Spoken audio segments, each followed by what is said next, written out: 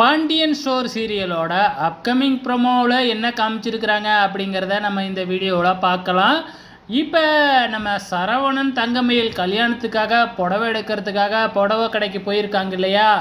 அங்கே நம்ம கோமதி தங்கமயிலை கூப்பிட்டு, நீ உனக்கு பிடிச்ச புடவையே எடு, காசை பற்றிலாம் கவலையே பட வேண்டாம் அப்படின்னு வாயால் சொல்லிட்டாங்க.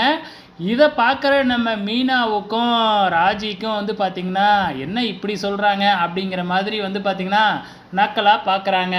அதே டைமில் புடவையெல்லாம் எடுக்கும் பொழுது அந்த புடவையோட விலையை பார்த்துட்டு நம்ம பாண்டியன் மிரண்டே போயிடுறாப்புல.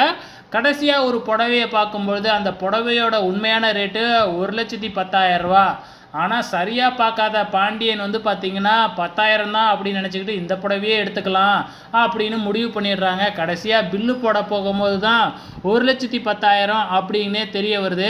ஆனால் இதை நம்ம மீனா கவனிச்சுட்டு பாண்டியன்கிட்ட சொல்ல போகிறாங்க. ஆனால் பாண்டியன் கேட்கவே இல்லை. இப்போ வசமாக மாட்டிக்கிட்டு முழிக்கிறாப்புல. அதே டைமில் இந்த கல்யாண புடவை எடுத்ததுக்கப்புறம் இன்னும் மற்றவங்களுக்கெல்லாம் ட்ரெஸ் எடுக்கணும், மாப்பிள்ளைக்கு கோட் சூட் எடுக்கணும், இப்படின்லாம் 1 by 1 அடிக்கிக்கிட்டே போகிறாங்க.